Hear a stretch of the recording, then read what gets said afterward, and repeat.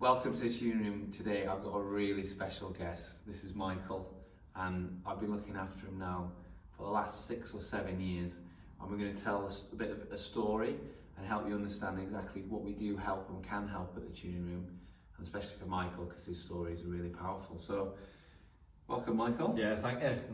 Nice to be here. Tell me a little bit about your story here at the tuning room. So I first come to the tuning room when I had problems with my right hip. I didn't know what was happening. I was in pain when I was swimming, when I was playing PE, like playing football, rugby, and walking was even a problem. So as you do, I waited out for a couple of weeks before I went to a GP because nothing was getting better, and then they kind of just went to me, you're all looking good, we'll give you a few exercises, and in the next few weeks you should improve.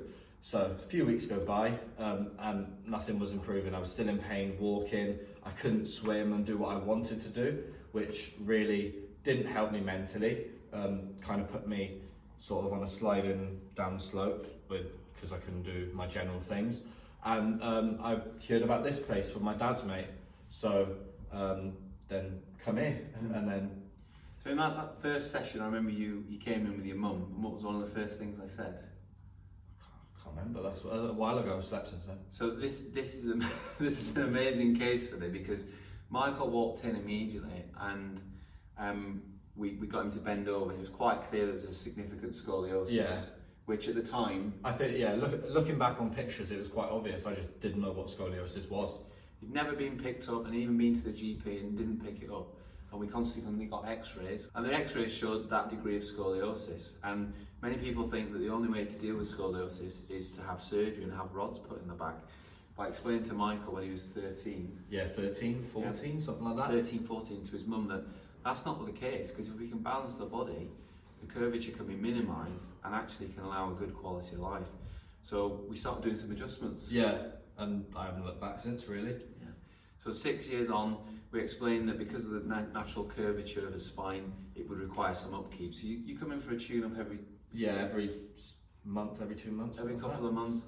And over the years, Michael's learned so much about chiropractic. It's actually inspired him now. I'm really pleased to announce that he's going to be studying chiropractic. Yeah, hopefully that's the plan next year. Yeah. So we just want to show you a little bit today what scoliosis adjustment looks like. For chiropractors out there, it's going to show you a little bit about how to address scoliosis. And for practice members and people in the public, I want you to see how we can help scoliosis. So, here we go.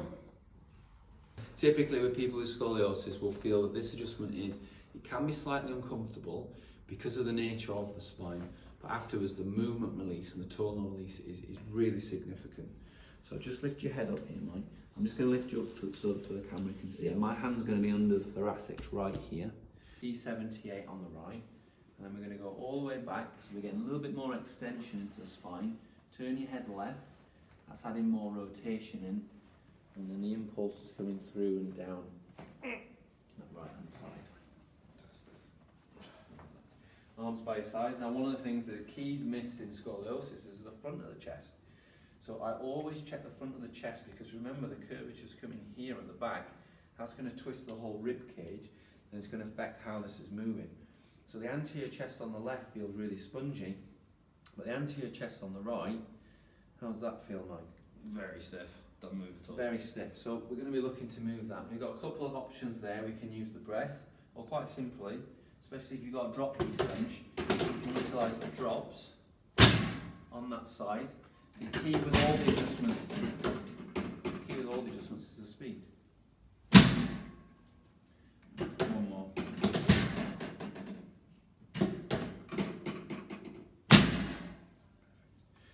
Also then coming down through the ribs, because of that twist, there's going to be some tension in the thoracic lumbar fascia and also into the diaphragm.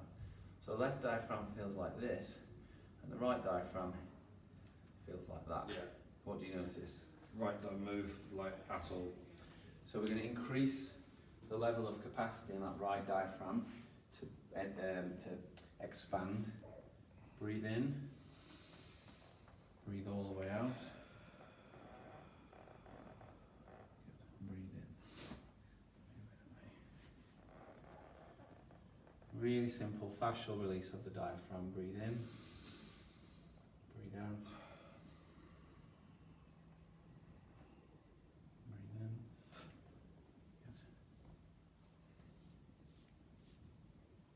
Good. Good. And then last one. And breathe out.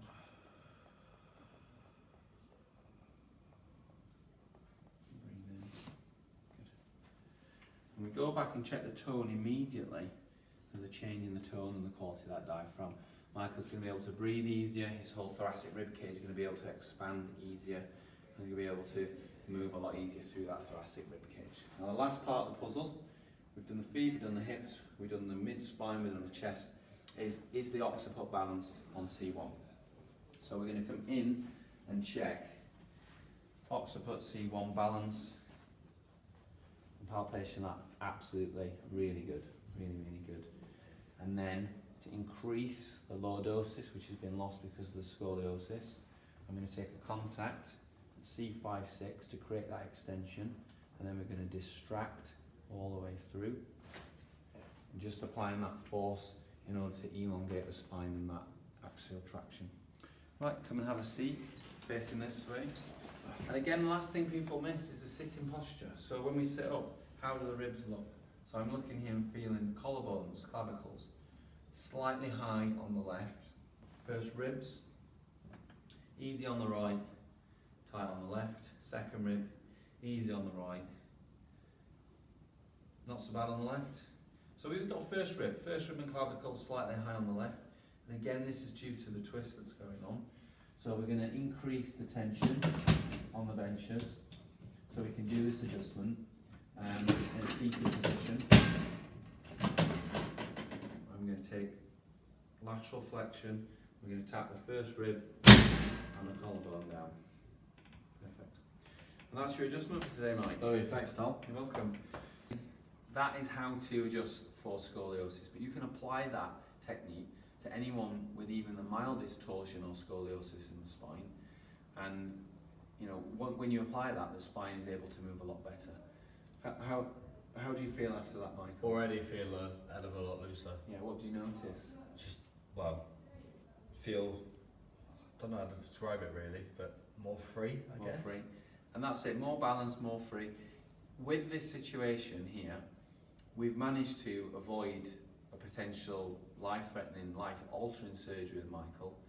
And if there's any children out there with scoliosis who want to be screened and see if chiropractic can help, book in a consultation in the tuning room and we can check them over and see whether we can help you.